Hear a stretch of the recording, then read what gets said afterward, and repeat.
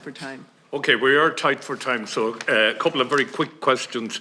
The triple lock and sovereignty. Where does the sovereignty of the state lie when we go outside the state for permission to deploy troops?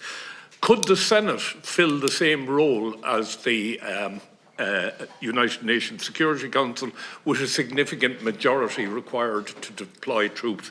And finally, a lot of talk here about Nice. We're now part of the European Union, and several countries within the European Union are currently feel they're under threat from Russia. If there's an attack on one of those countries, has Ireland any obligations towards those countries in light of the amendment that came in the referendum to our constitution? Thank you.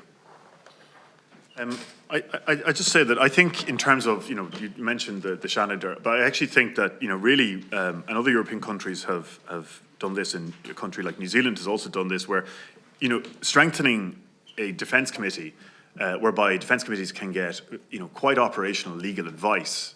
I think Parliament here is key for me. The Oireachtas is key.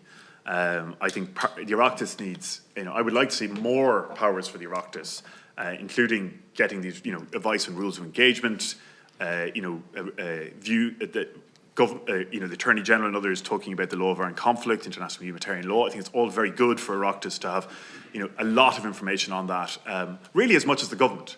And I'm not sure that's always been the case in the past. Or even thinking about U4 Chad, getting the advice, getting more advice on potential difficulties, legal understandings, rules of engagement. I think that's really should be. I hope that is developed in the future. In terms of obligations, clearly there is, a mutual assistance clause within the treaty, but that is not understood to have anywhere like the strength of Article 5 of NATO.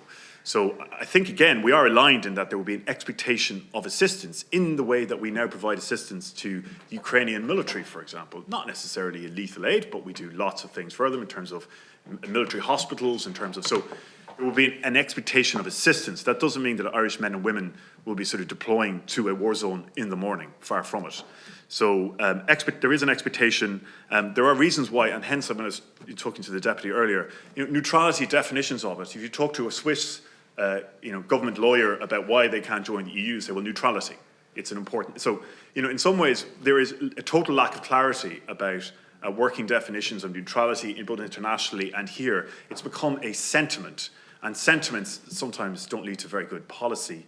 So we do need to, work a little bit more in sort of explaining how we marry this sense of we're not politically neutral, but we are militarily neutral, to we are in favour of the EU helping Ukraine to defend itself.